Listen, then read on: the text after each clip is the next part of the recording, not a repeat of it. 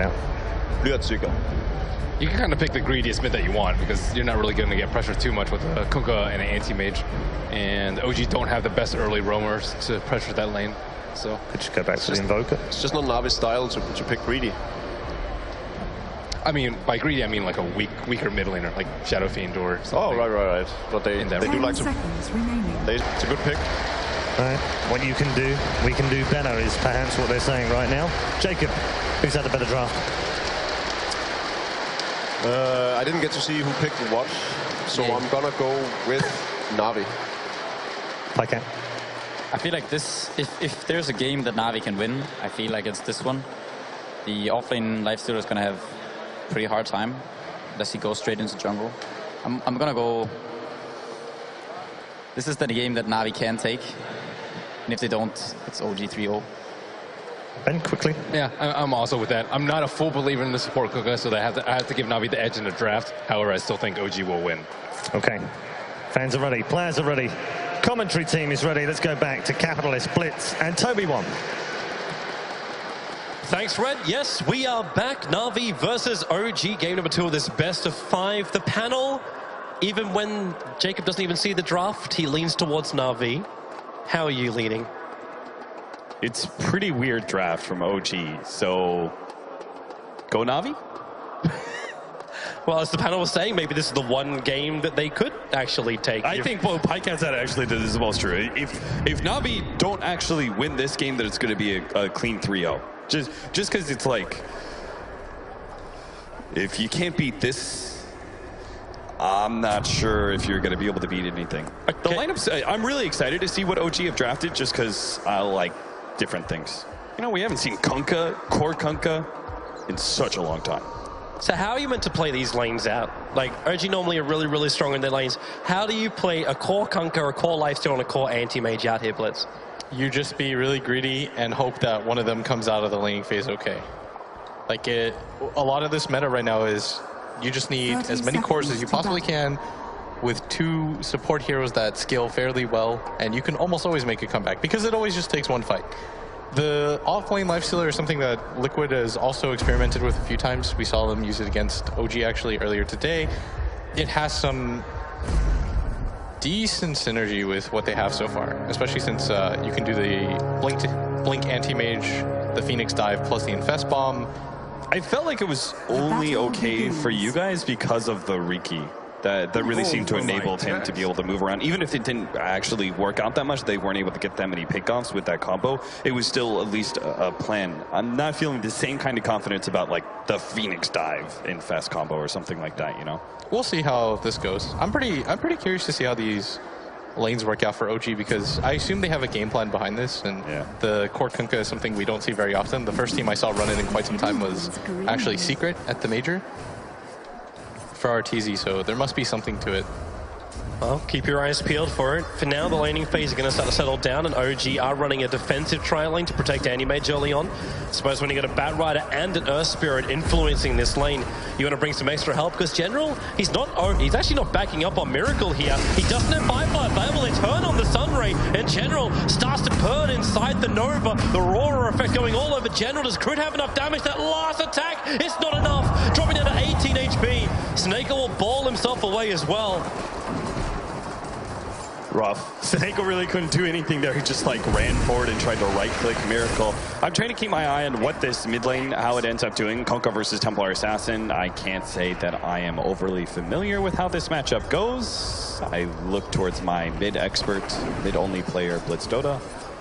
I think it's pretty good for TA. At the same time, you can do a lot of damage to her with the constant torrents, and you have your own personal repression, at least for the damage in terms of the Tidebringer. But when it comes to just pure CSing, I think Dundee will have the easier time of this. And again, they're dire side, so another thing we're going to see the Templar Assassin be able to take advantage of, most likely, as long as OG don't claim too tight a grip of this game between their Lifestealer and their Kunkka. Those are going to be the 2 heroes that are very team fight oriented, pickoffs, and they're going to be the kind of the tempo controllers for OG that will give Animage the space. Now, Miracle is known to fight a little bit more often, especially with his AM, where he like Like, he doesn't always go for the Battle Fury builds, and he'll actually be very active. So we'll see how much he chooses to do that in this game. So whenever you play mid against a Templar Assassin, what you want to do, Toby and Cap, is you double wave. You make sure that she's fighting against as many creeps as possible, and you just make it hard for her to fight and go for individual creeps. And that's something that you can do with Kunkka, but what's happening right now is that Dendi's trying to bully him as much as possible, and he's auto-attacking the wave much more than you'll normally see a TA do, just so that she can keep pressing the lane back. It does seem to be working out as you expected. The CS advantage pretty heavily in the favor of Dendi, 11-7 to him right now.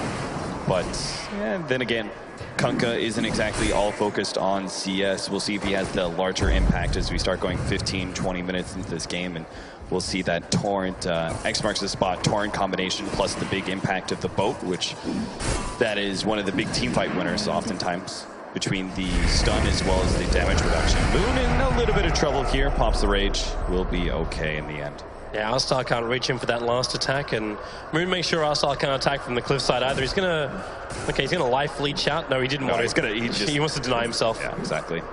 He's already bought up the Iron Talon recipe anyway. Gotta be efficient as much as possible as an offlaner.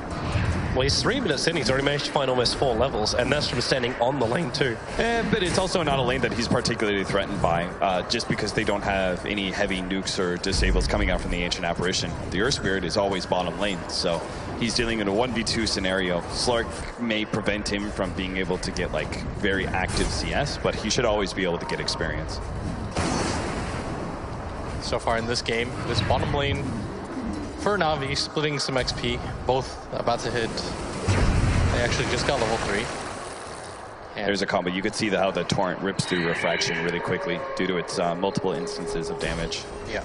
Seems to have a great byproduct too, the fact that OG keep controlling these runes. They've taken both of the last runes, 2-minute and 4-minute runes. Yeah, it's very important to do against a Templar Assassin, especially because she relies so heavily on last hitting through that Refraction. And Dendi's going to have to bottle Crow first time around, but things so far... Only connects on fly. But it's all too late. OG support's quickly rotating. Yeah. Not to defend the mid this time, but to attack. Yeah, Templar Assassin not respecting being half HP with the Refraction against the Torrent. He's got to remember that the Refraction is just a non-factor, and it only takes +1 to make that gank successful. The good news is during that time, the Batrider's going to get a little bit of farm. General doing very good on the Batrider, so throughout this entire tournament, but OG kind of just showing Navi that's how you make a gank work against a TA. And he's also... they're going to go for it again. Yep. X, same exact thing. Notel still got the end of that double damage rune. Does a lot of damage to Dendi with a stun rate there. No Refraction. Up in 4 seconds time for support. Now Seneko boulders his way forward to Notel. Gets the kick off. Arstar. There's no mana. There's nothing to cast here. So the Torrent connects onto Seneko and fly. Basically makes a buffer between himself as well as the Kunkka. Moon, let's see, how much CS he has? 15-4, Slark, slightly behind in the AM, but not a major difference. Looks like the Earth Spirit's going to be starting to do some stacking for the Batrider, so he can kind of catch up to where the Lifestealer's at and start having that heavy blink around impact. The top, just trading hits with Diyara, and I think that ward may have been really low. A little bit obvious fly. General try to move over, fly, jumps out, the Vortex down from Arstar, they get the sticky napalm, Icarus Dive's already been used, that being a 1-for-1 trade. All worth it though, because he traded his life for the Batrider after that overextension. He may like end up giving a kill to Dendi, but that doesn't matter. No-Tail is doing very well for himself. I'm excited to see how this Kunkka really plays out in the mid game. Very fun hero to watch. It's General. A little bit of go there, but nothing major going to come of it. They're going to jump again onto Dendi, perhaps. They just lead with a regular Torrent, and that's going to be it. I don't think they really have kill potential on this hero anymore. Navi are going to make a much more concerted effort to try to help them out in this mid lane after seeing that gank attempt happen twice. And although the first one is successful, I think overall this is where OG start to shift their focus. Diyara, very, very low on this top lane, try to battle up against Moon. Moon jumped inside of a creep infested and popped back out again.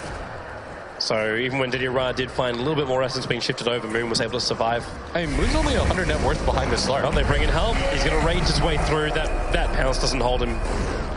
This is why he's able to get so much, right? Because it's a lane that doesn't have kill power against him. Yeah, there's no instant initiation. Even with the Earth Spirit coming over, I'm not 100% certain they would be able to get that kill, because you can always just Rage, Infest, or use the Phase Boots to walk away. Not a whole lot. Yeah, it's like questionable whether he'd be able to get the kick in the first place, and even if he does, he'd have to chain the silence like perfectly with a stun wearing out just to give them enough CC time to come close to killing the lifestealer. And that's always a bit worrying, right? When you talk about like, okay, you have to execute this game perfectly just to be able to get it. It means that sometimes it's better not even to try it out. And I feel like Seneko is being more effective in securing general some farm. And Consider doesn't get back under that tower. The Ancient Apparition dropped just a couple of seconds beforehand, and now is 6-1 in favor of OG. So about what Pycat said. This is very, very bad start, obviously, for Navi. They had these like a little bit greedy, of course, with the Templar Assassin and Slark. They have opportunities as heroes to be able to do a lot around 20 minutes, but with they gotta go in. Navi find 3 kills, a very quick rebuttal. Nicely done. That's way too over-aggressive around that tower. Like, the problem was when they half committed for it. Like, Crit continued to go, but the rest of OG backed out. So once he uses his finger, Dendi says, okay, you've expended everything. There's no point in being afraid of you anymore, while the rest of OG weren't 100% sure whether they wanted to commit to that fight or not. Yeah, and Navi at least make good rotations to be able to capitalize on that kind of overextension. Even if they fully committed to the kill, they would have probably still picked up 3. And considering how far behind they are in the laning phase, they probably would have been happy trading Dendi away for 3 heroes in return. You still got that ticking time bomb, though, of Miracle. Like a man who does his first rotation, finds a kill, still walking around with Vanguard, 4.4k gold net worth on him. At bottom, though, Navi's 2 supports smoked up. They gotta find Crit. Observer Ward reveals it. Seneko, he actually turns around a little bit slow, so we down out of range to get the boulder onto Crit, allowing Crit to get that follow-up stun to Seneko. And he connects the pull for him. Very kind.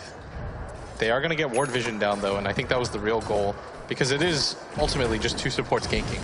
Like, the likelihood of that going off is somewhat risky anyways. Meanwhile, though, Miracle's going to get a lot of free farm up at top, even going to pressure this tower because he knows Navi just simply do not have enough to kill him at this phase of the game. This is what Miracle's style of Animage is able to do. He bullies really hard when he picks up that Vanguard. He's very active in fighting. He rotates, like, it's not your typical Animage that just sits back and AFKs away and just tries to get Manta style at the very minimum before he fights. This is quite the opposite. Miracle is going to be in all of these engagements if possible, and he's also going to try and take towers as much as possible. Keep your eyes on Miracle. He doesn't have to care too much about Navi until the Blink Dagger's up on General. It's up. It's already up. It's ready now. He's waiting. There's your Firefly. Leo Lasso, they're there. The Ice Blast is on its way up. Miracle going to get hit, kicked, and brought down. Overstaying is welcome. The result, however, will still be OG taking this mid-tier 1. He got tricked really hard. They used the scan on that Ancient stack, and OG probably thought to themselves, okay, that means your time is clear. Navi's going to try to contest for the stack. You can continue to push in, but almost immediately just gets gone on. Very well done by Navi. That's exactly the kind of Blink Dagger rotation you want to see. For the first time you reveal that, you get the kill on the most important hero of OG. Hopefully they can continue that, though. Dijira once again being threatened by Moon. That early Shadow Amulet able to run away, however. But Moon's getting more and more money as well. Yeah, he's just making himself space, right? Like, he's never thinking, I'm going to kill the Slark. He's thinking, I'm going to push the Slark back so I can get free CS here without being bothered. Yeah, that's got to be really frustrating that a lifestealer can just bully you like that.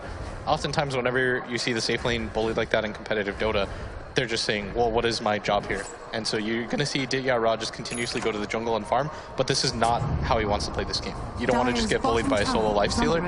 And the even more frustrating part is, Moon's up there alone. It's not like he has people behind him. It's just that Navi have expended so much that they have to reset. Which means that they really got to make a lot out of this Ancient Apparition pick. The Ancient Apparition is really what allows the Lifestealer to be so aggressive against that dual lane.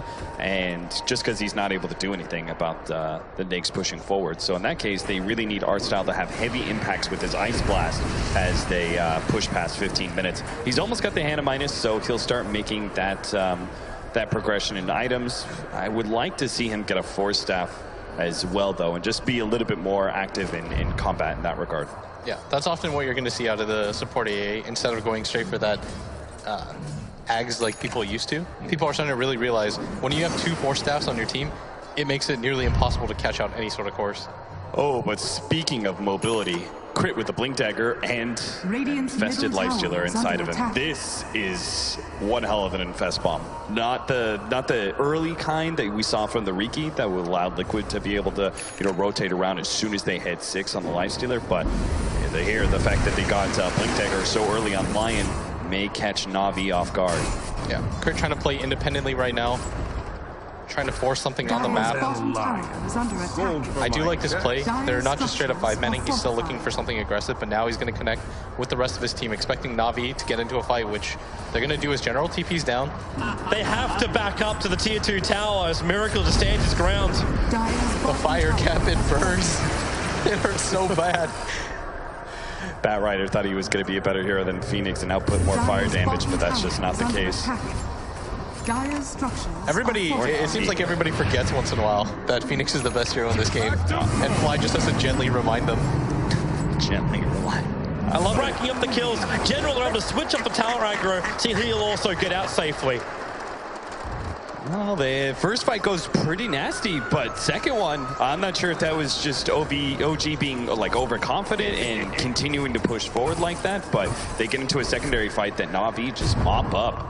It was really well done by Navi, recognizing that they shouldn't be afraid of the second fight. They know that the Phoenix's major spells are on cooldown. The Sunray was just expended to go for the heal as well as the egg. OG did not think that Navi was going to re-engage, especially after a fight that went like that the first time around, but second time's a charm, and I really like that they continue to play aggressively even under the tower, making sure that they got that crit kill on top of that. The lineup like this, when you don't have large cooldowns, you can't afford to let one team fight make you scared of ever engaging. And Navi, they're certainly not ones to be scared of anything. They have the Blink Dagger and drums on the Batrider. We can see the Ancient Apparition perhaps start making that Force Staff with the 1,000 gold that he has. Did he roll? Does he want it? Need to find more. Can he take it? Pounds forward with the Dark Pack, gonna break free. Crit's gonna get the stun off. Quickly into Shadow Dance. Dira does not the damage to finish this. Not when he also scattered at both Moon and No-Tail around the corner. He's waiting for it. He can't pounce. He can't go invest. Now he can pounce, but he also understands the extra help is there. Pounds is down, instantly dragged back into the ship.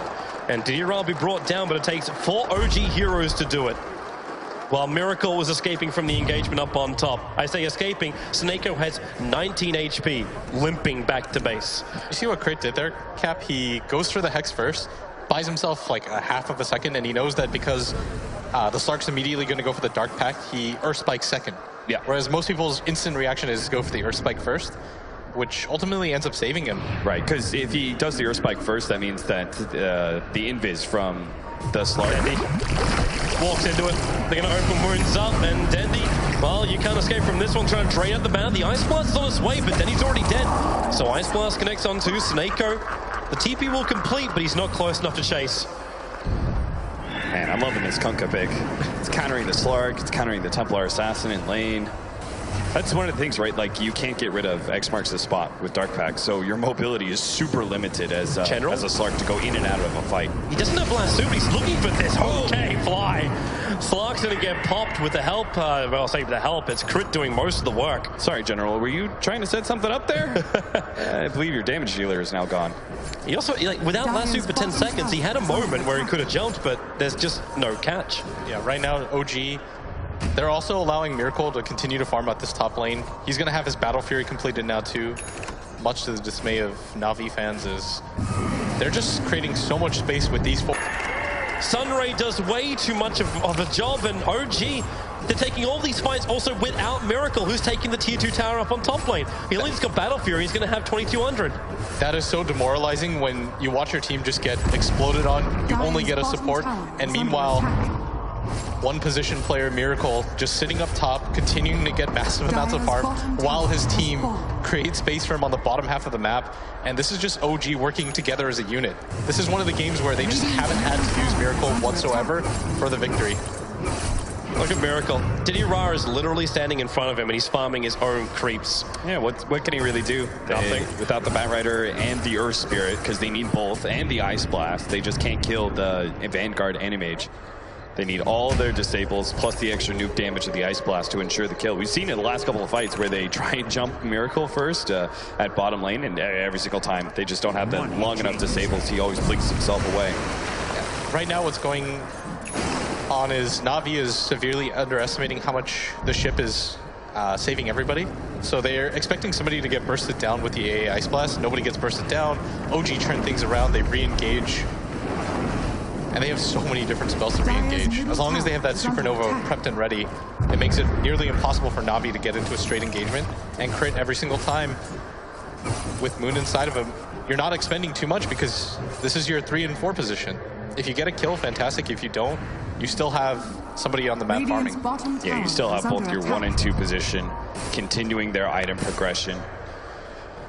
Even then, Lifestealer is still well up. But OG is ready now to push straight down the mid lane, take tier 2, maybe even chip away at the tier 3 or look towards Roshan. Yeah, you got to slow down a little bit, OG. No need to dive the base just yet.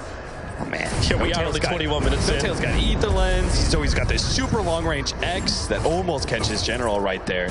He's got the Veil of Discord as well, so he not only enables like his nukes to be able to do more between the turret as well as the boat, but then the heroes behind him, like the Lion, are able to just pop. And it's so dangerous. Like Navi, against a Kunkka, you have to be very specific on your positioning. It's even worse than facing a Disruptor, because Disruptor, at least, you can like stay 5-man and grouped up, but here, the Kunkka has such long range to be able to catch you with the X, and he brings you back to that spot guaranteed. It's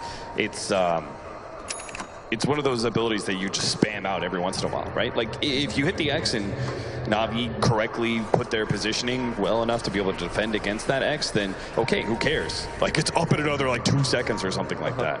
They're coming again, too. Infest combo.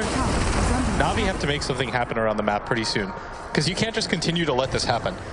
What's going on right now is that whenever Lion has the Finger of Death available, they're just making these nighttime raids that Navi simply just can't deal with. You have to eventually make some sort of proactive move. The downside is Navi are probably like, how? Nobody's really showing on the map very often. The only person that does is Miracle. He can always just blink away. He clears camps so quickly now with his items. But for Navi, this is the worst kind of way to lose a game. I think they should just go for the smoke, try to make something happen around wherever they have vision. Yeah, that's the hardest part, right? Is that OG have so much aggressive vision, and Navi, it's only 23 minutes in, and they're on the losing side of things. You don't expect them to be able to pick up a gem yet. Just try and battle it with a Slark. At least he's a walking around detection. And you are getting close to some other big items. R-Style's rapidly approaching towards that Aghanim Scepter on the Ancient Apparition. The Hand of Mice has allowed him to find that kind of money. Dendi just needs 100 gold, and then he's got himself the Desolator. So items are going to start rolling in for Navi. I know the hill is still quite high, like it's a 12k. Right there. Sometimes it's intended, sometimes it's not, but Snako had the perfect kick that countered the attempted initiation by the Lion. He ends up with this boulder hitting Lion right as he comes in, and Crit did absolutely nothing in that team fight. He just served as an opportunity for the Infest to pop out, but it was right underneath that big Ice Blast. Navi showing exactly what they have to do in these fights. Isolate the Kunkka, make it difficult for him to get any sort of setup, and make him use his Torrent and his Ghost Ship reactively. Every single time you allow him to use it actively, it just makes it difficult, because you want to make No-Tail just kind of guess where he's going to throw the Torrent. He doesn't have time to throw out the X. If he gets gone on, everything becomes a little bit more wonky for him. Yeah, the damage aspect of those abilities are unlikely to hit when he's scrambling to try and keep himself alive. And then the defensive aspects of the Coco's Rum is just going to be too late to have an impact in the team fight if you've already bursted at least one hero and are moving on to the next. I think if you're OG, though, you continue to try to play aggressively. All your cooldowns are relatively short. No-Tail just used the boat at bottom lane, but it's almost going to be up in 20 seconds again. Your Phoenix Egg is cooling down just about now. There's not a whole lot of items that they necessarily have to wait for. Miracle's also in fighting shape, so I wouldn't be too surprised if they go for another Infest combination pretty soon. Both sides, it just depends on initiation.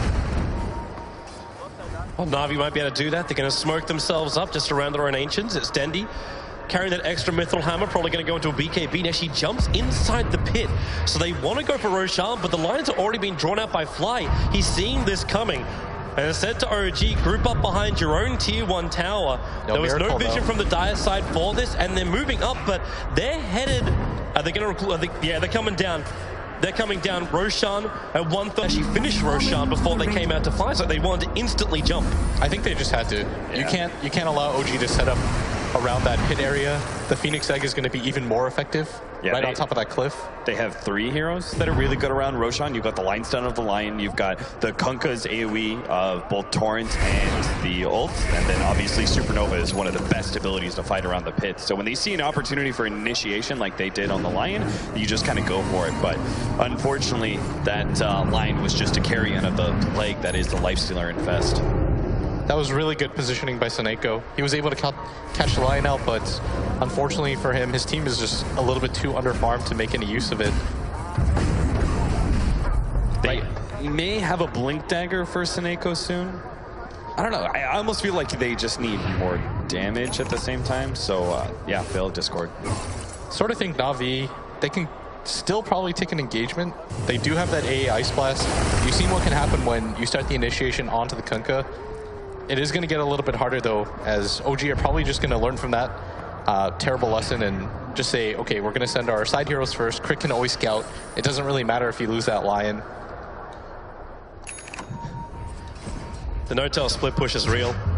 With BT's next marks the spot, combining it with Veil of Discord, pushes out the bottom lane, instantly returns to the mid. Dira very close to Moon and Crit. Their sentry ward's over on Crit, so he's going to be a little bit more careful. No tail. No tail. Is he trying to grab the rune? Oh, it's almost like he's trying to bait a fight out. Dira is looking for one. He's right behind Moon, but he doesn't want to go on him. Ra wants to be able to find the Lion. Or maybe set up a kill on like a core on like the Kunkka, but there's just no openings there. OG are protecting themselves rather well. They let Miracle do what he wants. He's moving around the map. And everyone else is kind of staying a little grouped up. That right there, by the way, it shows how important that tier 1 tower mid is. As soon as they cross that line, if there was no tier 1 tower there, then General almost surely just continues to go up, and DRL follows him, and they can probably get the kill onto Moon or Crit. But because that's available to them, they're just so afraid to make doing it again. No tower defense at the bottom, General can't get a jump, and the tier 1 tower survives. Yeah, unless you've got a Yules, you're not going to be able to stop that. They're going to force it. Radiant's bottom tower is under attack. Radiant structures are fortified. So tier 1 tower will go down on bottom, but Miracle opens up on the tier 3 tower. No one wants to fight him. He's still got Aegis, Manta, having that Abyssal Blade too. You don't want to overcommit on an Aegis carrier, especially not an anti-mage. The rest of his team is making his way forward. They're going to see that coming, but still, this is the last hero that you want to overcommit on as OG or... Out, and the ship's almost a victory boat. And they still have 2 more minutes to make use of that Aegis by pushing Aggro. 1 minute without the Slark, no buyback. Oh god, Anti-Mage is 20,000 net worth. Yep. He's a little bit farmed. There's your Infest again, so Crit looking to go for round 2. Still got Finger of Death. Dire's middle tower. Which I think by now it's a lot more than 2. Keep that refraction up, Dindy. You never know when the... Rover is hero. It's in the screen. How are you supposed to play against that when your team is already behind? There's no safe zone anymore for Navi. They were about as defensive as they could be. They were near the tier 3 towers, closer than they were to their mid racks. If you can see the Kunkka, you are in danger. Yeah, that's pretty much what this game has devolved into right now for Navi. DRL is desperately trying to make something. Is it? I think so. The dragging Ags? Okay, there's a question. Is there enough time left in this game to finish it? The fact he sees you. But now he's still sitting there going, hey, we were having comfort heroes, but it wasn't enough.